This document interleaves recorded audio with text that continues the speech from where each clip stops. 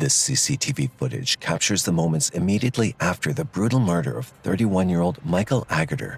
But as they dig deeper, even more chilling footage surfaces, one that will directly expose the killer's deadly plan from the very beginning. All I know is I was sitting in the living room with my aunt, and all I heard was pop, pop, pop. On December 16, 2016, at 2:28 p.m., the Maricopa Police Dispatch in Arizona receives an unsettling 911 call, one that'll immediately set off alarms. Dang. City Maricopa Police Department? I know this is not a work to do, but I had to come through that because I'll out of state call. I've got my aunt on the line. We've got our cousin. My aunt was on the phone with him, and then there was 3 loud booms. The caller and his cousin were reportedly on the line with their aunt when sharp gunshots rang out. So, fearing their safety, they urgently dialed 911. Responding to the call, officers rushed to the scene where neighbors were already out witnessing the worst. Hi there. Is everybody okay? What's going on? I guess and he heard he shot and then last call. Where was the shot at? Right over here? Upon reaching the scene, they notice a gray car parked inside the open garage, suggesting that the driver might still be inside. With growing concern, officers quickly move to investigate the vehicle. The discovery that follows turns every second into a race against time.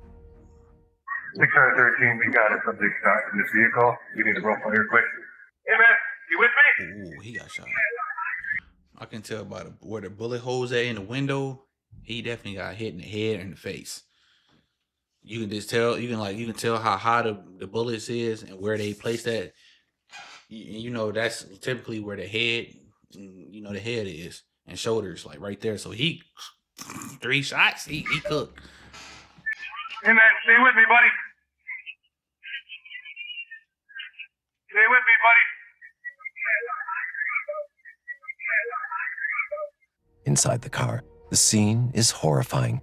The man slumped over, phone clutched in his hand, and severely wounded with multiple gunshot injuries. One of the gunshots pierced right at the center of his skull, while the other 2 struck in his upper back, indicating that the man was no professional shooter, but a clumsy, inexperienced assailant.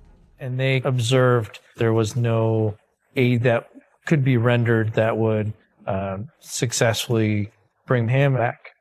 This person was deceased. Meanwhile, a team of officers moves to secure the scene. With their weapons drawn, they cautiously comb through the house, hoping to ensure that there are no active threats lying in wait for them.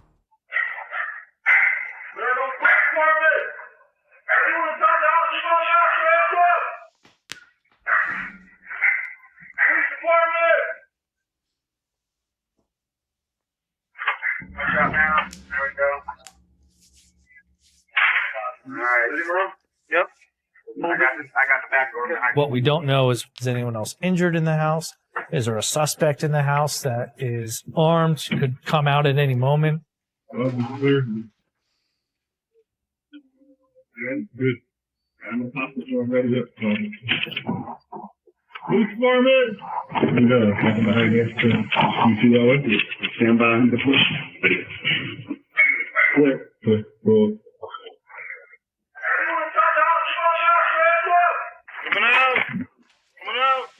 Inside the house, officers find nothing.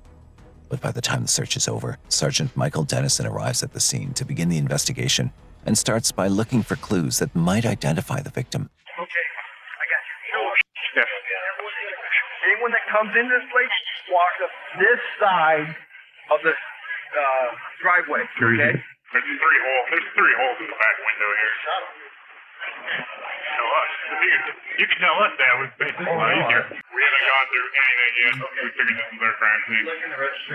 I would go definitely personal. I got a wallet here. The ID card inside the wallet reveals the victim's identity, 31-year-old Michael Agater. He had just arrived at his house and parked his car in the garage while on a call with his sister, Marley Agater. I mean, whoever did that was sitting, waiting on him to arrive back at the crib. Because if I understand if he was just sitting in the garage on the phone, getting ready to leave, but the fact that he was pulling it into the garage, that means that the shooter was waiting on them to get back to the house. and they seen him pull up, and that's when they took their plan. That's when that's when the plan took off. When tragedy struck, this tells the officers that the violent execution took place just seconds before Michael could detect any threat. Upon further investigation, they find 3 bullet holes in the rear windshield, suggesting the killer had crept up behind Michael's car and opened fire. Officers also recover 3 shell casings and find a muddy footprint just outside the house. After gathering all the evidence, they canvass the neighborhood to see if anyone in the area might have heard or seen the horrors unfolding. But getting a clear account from the witnesses is going to be easier said than done. Was anybody out? Who was out here? I was out here. He was out here. Okay. He came out. Did you see anybody in it? Male, female? Wearing all black clothes.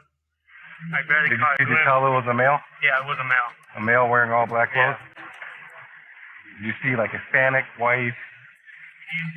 Those are kind of mixed, like Hispanic, white. Like female. Yeah. Did you see like age range at all? Can you tell? For several minutes, the neighbors keep providing vague descriptions of the suspect, some saying it was a female and others affirming it was a white 6-foot-tall male. But none of them can agree on who they had actually seen until a woman turns up with a lead that could prove to be a game changer for the case. All right. What did you see happen? All I know is I was sitting in the living room with my aunt, and all I heard was pop, pop, pop, like 3 times.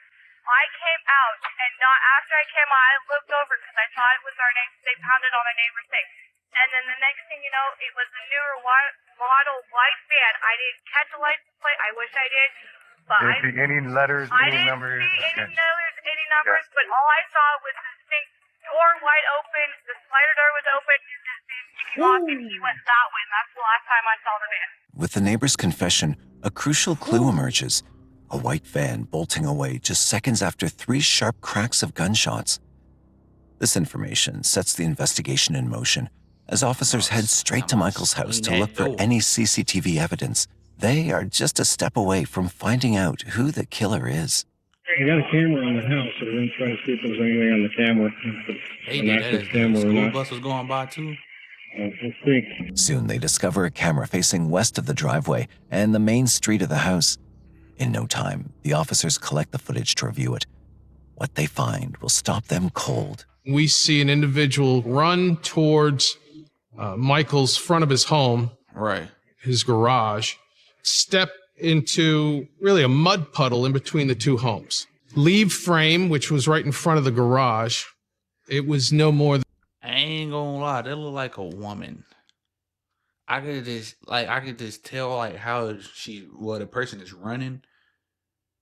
Cause if it was a 6-foot tall male, he would have kind of like cleared that. Don't get me wrong, it's a little muddy area right there.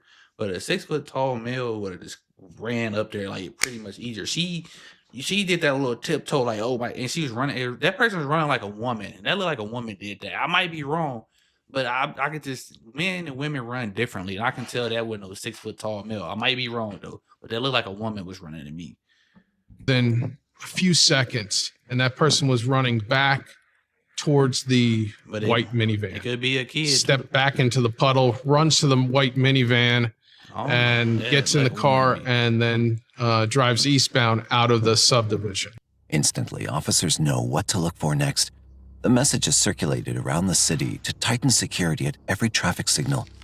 No white van can now pass without a thorough security check. Right. Just then, in an area close to the crime scene, Patrol Officer Daniel Roach notices a white van speeding past his vehicle. Believing it to be the fleeing suspect, he immediately pursues and pulls it over. What a doofus. How you guys doing? Good. Do you have your license on you? Yeah. Where you guys coming from? My radiation appointment. Okay. Where's that at? If you don't mind me asking. Okay. The reason I'm stopping you guys didn't do anything wrong, okay? We just had a call, some shots fired, and a Dodge Caravan leaving the area down by the entrance of the city, so... D2 X-ray, I believe I'm code 4. Occupied times 2 101s, but doesn't fit the description given. It turns out that the women were just on their way home and had absolutely no connection to Michael's murder. Ultimately, the officer lets them go. Officers realize that identifying the killer isn't as easy as it seems. The figure was clad in black, making it nearly impossible even to tell whether they're chasing a male or a female. That look like a woman. With little to go bro. on, they decide to turn back to CCTV once again, looking for the smallest clue that might hint at the identity of the suspect. In the process, one thing that stands out is the white van at the scene. Right. Officers recover the vehicle's number plate, a lead that could tear the case wide open. Tracing it leads investigators to its registered owner, a woman named Michelle. With a new name now tied to the case, police reach out to her over the phone, but her answers only raise more questions. We did license plate reader checks, got a hit on your van. How come your van was seen in Maricopa? I don't go to Maricopa. I have no reason to go to Maricopa. Hate to say, but you don't accidentally end up in Maricopa by going to Tucson. When Michelle denies that her van was in Maricopa, the cops show her the CCTV footage. Seeing her van 91 miles from her city, she's stunned. Damn, Trying to make sense of it, miles? she mentions someone linked to that place, Catherine Sinkovich, her co-worker, whom she also identifies as Michael's ex-girlfriend. The moment police hear the name, they press Michelle for more details, and what she reveals. Is a crazy ex-girlfriend. Trying to tell you, I can tell as a woman though, just by how the woman was running. Cause like I said, you can tell a man, like how a man run. Women and men got totally two different types of runs, and she was running like a woman. Like I said, if a 6-foot male would have went across that, was running to cross that street and go do a hit, you can tell the difference. That looked like a woman. It didn't look like no 6 foot tall man. Reveals next twists the investigation in an unexpected direction. I totally thought she took my van down there. Was it common for She Catherine did a to hit in borrow your your car, yeah. vehicle without your permission? No. Okay. On the day of the incident, did you drive her to work? Did you guys carpool? No. Okay. But how about on the date of the 16th, that Friday? Because you went and got lunch. Yeah, I went and got lunch myself and I asked her if she wanted to come. She said she wasn't up to it. She had brought her lunch. So I just went by myself. Can you think of anything that you think we should know that I haven't asked you? No, everything I know you guys told me. To know more about Michael and Catherine's connection, they track down Michael's former roommate, Chris, whose account shapes the case in a way no one saw coming. We lived in Tempe together. Catherine was not truly a roommate, but she was going out with him all the time, and she basically lived with us. And so they were just humping on each other. She was just about to move in when we had a big fight. She physically beat the hell out of him, and that was the end of it. Then, of course, the kid is she's pregnant, so she was going to be giving birth to this child, which she just did about a month ago. She says, no, it's not his, but of course he's like, well, you're not going to come to me whenever down the road and say it's mine. Then I got to pay for it, so let's find out for sure. So we had a lawyer, and the lawyer got a paternity suit. They just did that on last week. She needs to no offense cry. I hope we have a death penalty here. I've never said that before, but I hope she tries. This guy was a great goddamn guy. As Chris speaks, the police sense the red flags rising. Chris reveals several reasons that point to Catherine as a suspect. Not only was her relationship with Michael toxic, but she had also allegedly tried to harm him numerous times before his death, once directly hinting at her narcissistic behavior. Right. She'd hit him on multiple occasions, stolen their dog after the breakup, and he'd even had a protection order filed against her. To make matters worse for Michael, she turns out to be pregnant with his child. Woo! Then, not long after, Michael's garage mysteriously went up in flames. A grim Oh, yeah, she's crazy, bro. Hey, man, I know it's usually women that be having this issue, but man, hey, man, y'all gotta learn not to stick it in the wrong woman. You feel me? You can't be doing that to every woman, bro. You can't be going that deep, because you create a monster, bro. And she probably was already crazy from the beginning, but she's crazy, bro. And she beat him up. She tried to set his house on fire. She did smoke it. That was her for sure. That was her that did that. But it just shows you that women ain't the only victim. It is women that's more victims, but men can be victimized too. But that's crazy, bro. sign of how far things had spiraled. Detectives are now sure that they're heading in the right direction. If Catherine used her co-worker's car for the murder, they might be able to find something on her office's CCTV cameras. For that, they immediately contact her employer and review the footage. And what appears on the screens stuns them, finally revealing the lead they've been desperately searching for. Was less than a minute after the coworker sits down to eat in the break room. Catherine's That's the boots and everything she had on and everything. You can tell how exiting she the building. A minute after that, I see a van leave the business parking lot. And then about 3 hours later, I see the van return. Catherine then enters the building through a side door. The moment the cops review the surveillance footage, they move to seize Michelle's van. And upon searching inside, they uncover physical evidence that promises a breakthrough. They gonna find a muddy shoe print matching the killer stepping into a puddle while escaping as seen on CCTV, and a black sweatshirt identical to the one the killer wore in the footage. All this damning evidence points to only one person, Catherine. And with it comes the question that haunts the cops. What drove her to commit such a violent act? Because she fucking crazy, As they dig bro. deeper, they come across a shocking chain of events. After giving birth in October 2016, Catherine faced a legal battle when Michael went to court to claim his parental rights. She denied he was the father, forcing a DNA test. In a chilling twist, the day Michael was shot was the very day he returned after providing that sample. Armed with these findings, the cops zero in on her as their prime suspect. They move quickly to make the arrest, unaware that the hardest part lies ahead. Police search warrant! Anybody inside? Come to the door now! What, finding the gun or something? Right. Here, ready? Look. Okay.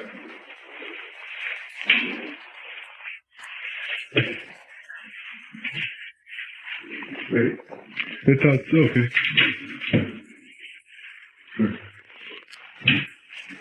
All right, come back. Ready? Okay, looks like we got a two doorway to the here, so I'm gonna cover you, Marcus.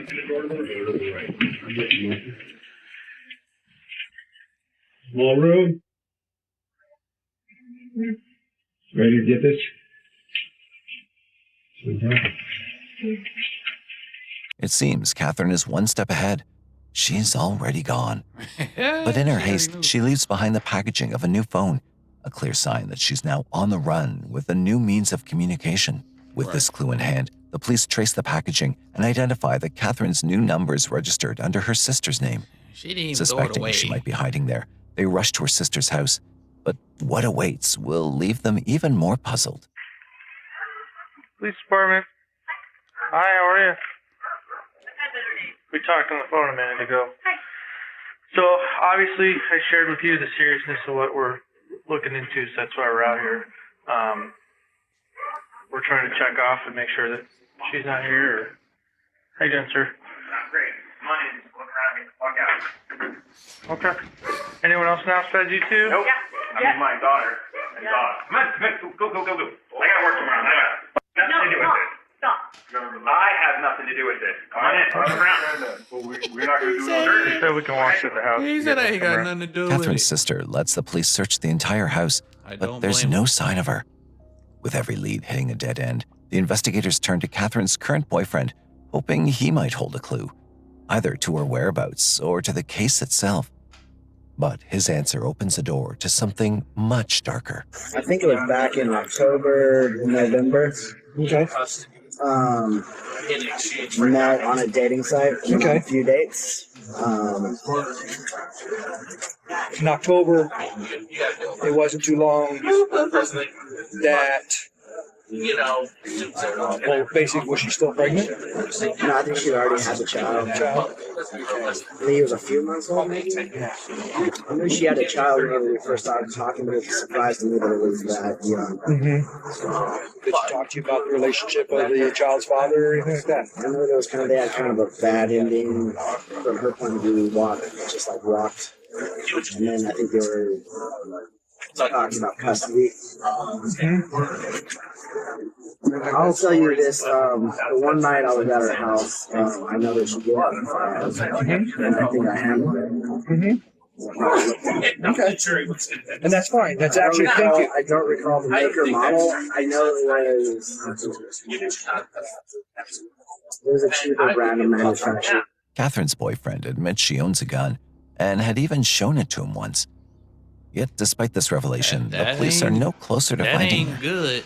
Just when the investigation seems to I go don't know. cold, a sudden call turns everything upside down.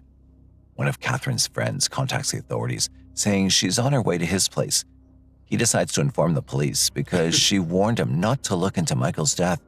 A warning so odd, he felt he had no choice but to alert the authorities immediately. Because your ass gonna be next. Acting quickly, the cops rush to the location in the hopes of apprehending Catherine and ending the investigation once and for all. But she didn't show up. Where is Catherine? Where's Catherine?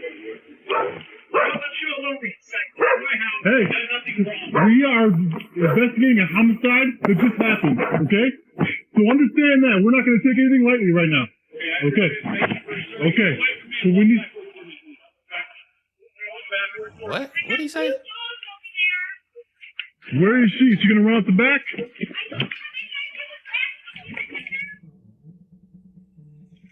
Where is Catherine? Where in the house?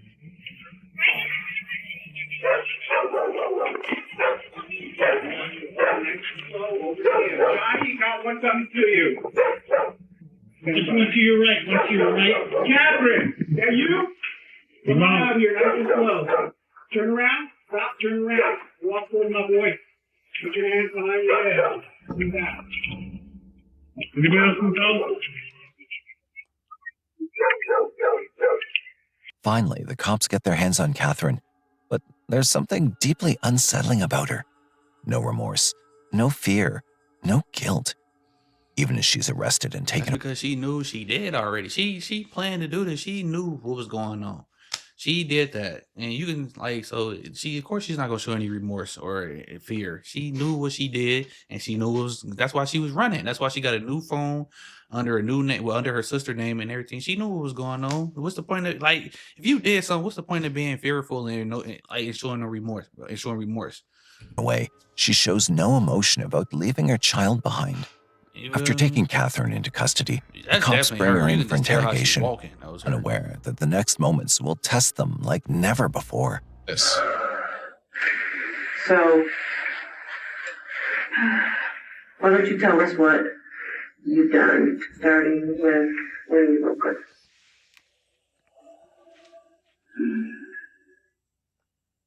She ain't gonna say nothing. Yeah, got the baby, let's pick up the baby.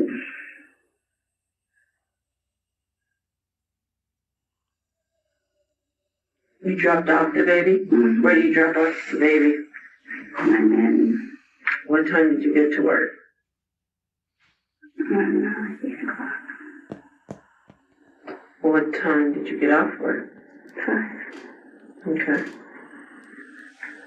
Did you have a lunch break? No. No lunch break? I work through my lunches almost every day. During interrogation, Catherine coldly insists she never left the building on the day of the murder and even claims she didn't have lunch, a lie the cops can disprove in an instant. She sits there, stone-faced and unnervingly calm, as if the gravity of the situation means nothing to her. Yet, despite her eerie composure, the cops push relentlessly, desperate to break through her wall of lies.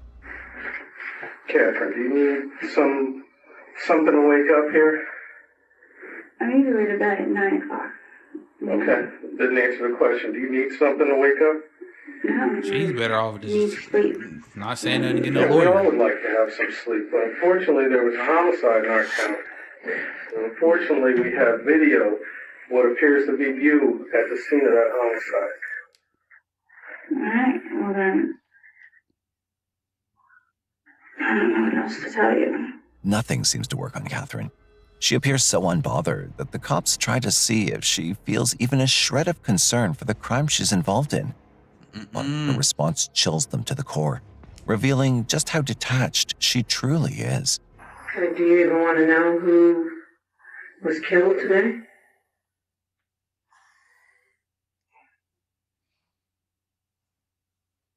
The lawyer. She might as well. What does that mean? Being a lawyer. You feel me? give you a lawyer? Yeah, I don't want to speak to you guys anymore.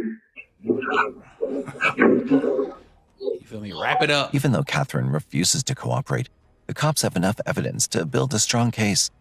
On May 7th, 2019, the jury finds her guilty of first-degree murder, and she's sentenced to life in prison without the possibility of parole. Later, the court officially confirms that Michael was indeed the child's father, and following this, Michael's family is given custody of the child. The fact that he gotta grow up and not knowing what happened to his mama killed his daddy is crazy. But y'all like and comment on the video. Let me know y'all thoughts on the video, man. I just want to say shout out to all the subs, man. That sub to the channel, man. I'm officially over 500 subs, so man, get me to 1K subs, man.